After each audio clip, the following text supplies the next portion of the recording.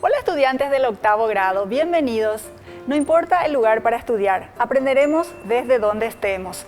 Soy la profe Carmen y te acompañaré en esta clase de lengua y literatura castellana. El tema de hoy es el género lírico. En esta clase veremos el origen, la definición, las características, la estructura y los subgéneros. Presten mucha atención. Los propósitos. Confrontar las características del género lírico con la composición de una obra poética y argumentar la interpretación de la obra poética con base en la estructura interna del género lírico. ¿Pueden identificar al hombre de la imagen? Bueno, les ayudo. Es Fulgencio Yegros, prócer de nuestra independencia.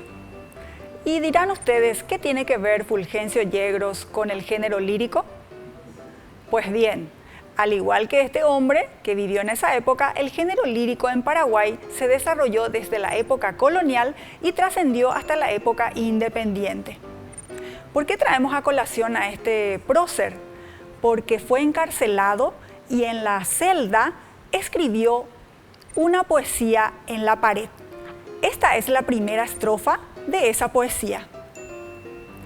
En plantar una esperanza me perdí todos los años y floreció un imposible con frutos del desengaño. Y aquí sí vemos que Fulgencio Yegros, al escribir esta poesía, tiene relación con el género que vamos a desarrollar a continuación, género lírico. Vamos a decir que la lírica nace a partir de la palabra lira. ¿Qué es la lira? Es este instrumento musical, parecido a un arpa pequeña, que utilizaban los trovadores, los poetas, para recitar y dar a conocer sus obras en las plazas. Entonces, tenemos ahí del griego líricos, que significa recitar poesías. También del griego poiesis, que significa moldear las palabras para hacer o crear un poema. Esa es la palabra poesía. Todo esto tiene que ver con el género lírico, porque los poetas escriben en verso para expresar sus sentimientos y emociones. Vamos a la definición. El género lírico es en el que el poeta expresa sus sentimientos y sus emociones mediante el uso personal de la lengua. Generalmente utiliza la primera o la segunda persona verbal para hablar el yo poético. Y aquí tenemos que la lírica es la expresión de sentimientos y emociones. El autor no lo hace con un fin específico, solamente lo hace para producir placer estético, es decir, para expresar sus emociones y sentimientos porque así lo siente y le nace hacerlo. Es una forma retórica del lenguaje y también posee musicalidad, que vamos a ver a continuación cuáles son los elementos que forman parte de la lírica. Veremos algunas características del género lírico. En este género se hace uso del verso, es decir, los autores utilizan el verso para poder expresar sus emociones y sentimientos. Recordemos que el verso es la mínima unidad de una estrofa y las estrofas forman parte de la poesía. También la mayoría de los escritos está en forma de poemas, es decir, así como habíamos hablado, compuesto de estrofas y cada estrofa compuesto de versos. Hace uso de la subjetividad, exactamente, porque el autor expresa ahí todo lo que siente, todo lo que le nace, todo lo que le viene al corazón y quiere ponerlo con letras o quiere ponerlo en palabras. También hace uso del lenguaje figurado, es decir, utiliza las licencias poéticas y también las figuras literarias como personificación, hipérbaton, hipérbole y otras que ayudan a que las letras y las palabras estén expresadas de forma clara y bella. A continuación veremos la estructura. Aquí en la estructura tenemos que hablar que el género lírico posee dos estructuras. Una estructura externa que tiene que ver con el título de las poesías, cómo está estructurada esa obra, cuántas estrofas tiene, cuántos versos tiene. También entra aquí la rima, el ritmo, la métrica, que vamos a estudiar en breve. Y una estructura interna que tiene que ver con el yo poético, quién es el que está hablando, a quién se está dirigiendo y qué está expresando exactamente. La estructura externa, hablamos del verso. En plantar una esperanza me perdí todos los años y floreció un imposible con frutos del desengaño. ¿Cuántos versos posee esta estrofa? Como podemos ver, cada línea de palabras implica o quiere decir un verso. Por lo tanto, tenemos aquí 4 versos que forman una estrofa. Seguidamente también forma parte de la estructura externa la estrofa. La misma estrofa que acabamos de leer, compuesta, como ya dijimos, por 4 versos. Seguidamente tenemos la métrica. ¿Qué es la métrica? Es el arte de contar las sílabas que tiene cada verso. Y entonces nos damos cuenta si los versos son octosílabos, endecasílabos, alejandrinos, alegría, etc. Aquí vemos otro elemento de la estructura externa, el ritmo. El ritmo es el elemento esencial de la acentuación de las palabras para que cada verso tenga una musicalidad. Así como la música tiene acordes, tiene melodías, en la poesía también tenemos que hablar del ritmo cuando tenemos en cuenta la acentuación de las palabras. Otro elemento es la rima. La rima es la consonancia de vocales finales o sílabas finales en los versos.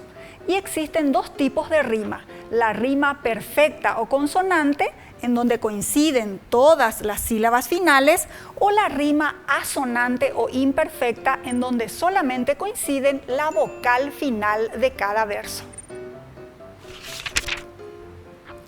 Ahora vamos a hablar de la estructura interna. La estructura interna tiene que ver con estas 5 preguntas específicas. El quién nos da cuenta del hablante lírico. El autor idea un personaje ficticio que es el que expresa sus emociones y sentimientos. Después viene el qué, el objeto lírico. ¿Cuál fue el asunto que originó esa escritura? ¿O a quién o a quiénes está escribiendo el autor? Luego tenemos el cómo, que tiene que ver con la actitud lírica. Así como la música también posee un carácter alegre, feliz, melancólico, la poesía también lo posee y a eso le llamamos actitud lírica.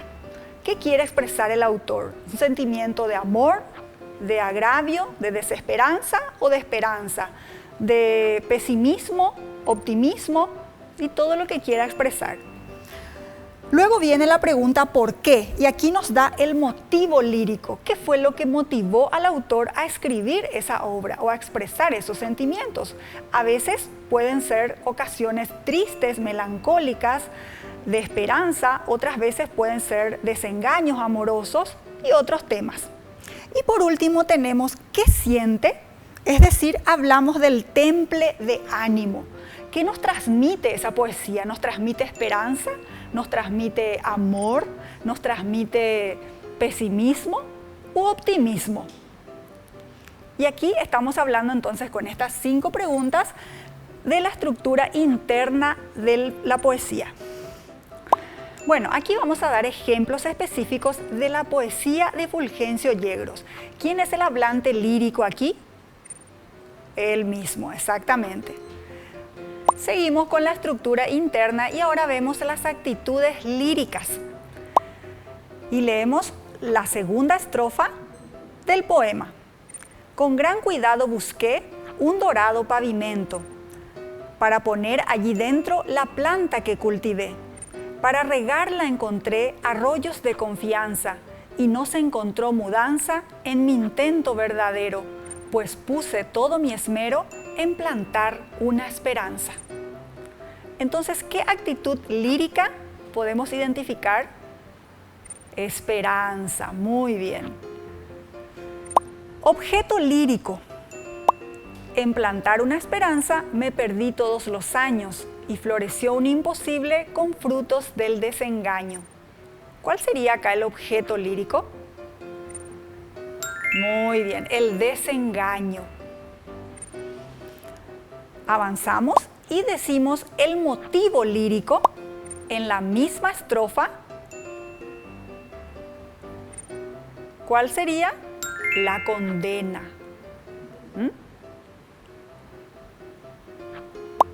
Y el temple de ánimo, ¿qué es lo que quiere transmitir el autor con esta estrofa? El temple de ánimo es la tristeza que siente por todo lo que ha hecho, por todo lo que tuvo que pasar, ser prócer de la independencia y después tener que morir fusilado. Muy bien, vamos a los subgéneros del género lírico. El género lírico se divide en poemas mayores y poemas menores. Entre los poemas mayores tenemos el himno, la oda, la elegía, la égloga, la canción y la sátira. Y entre los poemas menores, porque la extensión así lo acredita, tenemos madrigal, epigrama y letrilla. Muy bien, a continuación vamos a ver cuánto hemos aprendido. Respondemos, ¿con qué característica del género lírico podemos asociar?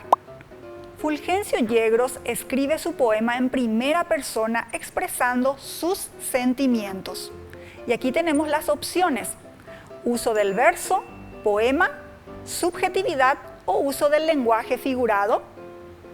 La característica que podemos asociar a que Fulgencio Yegros escribe su poesía en primera persona, expresando sus sentimientos, es la subjetividad. Siguiente ejercicio. En el poema, Yegros habla de la esperanza como si fuera una planta. ¿Qué característica prevalece aquí? ¿Uso del verso, poema, subjetividad o uso del lenguaje figurado? Muy bien, estás en lo correcto si marcaste o dijiste uso del lenguaje figurado. Respondemos, ¿por qué decimos que el motivo lírico del poema analizado es la tristeza? Muy bien, porque son los sentimientos y emociones que transmiten el poema. Muy bien, hacemos un resumen entonces de por qué es importante aprender sobre el texto literario. Y aquí tenemos que decir porque nos ayuda a tener hábito de lectura, también nos hace practicar el goce estético, ampliación de nuestro vocabulario, porque si hay palabras que no comprendemos, las debemos aclarar con ayuda del diccionario o del contexto, y también nos ayuda a conocer mejor la lengua. Animarse a escribir, expresarse. En tiempo de pandemia, por ejemplo, hubo personas que se volvieron escritoras o que se volvieron poetas o poetisas, escribiendo. También nos da cultura general. Entonces, a seguir leyendo estas obras del género lírico. Muy bien, y así llegamos al final de nuestra clase en donde hablamos de texto literario. Pero vos recordá, no importa el lugar para estudiar, sos el protagonista de tu aprendizaje. Hasta la próxima.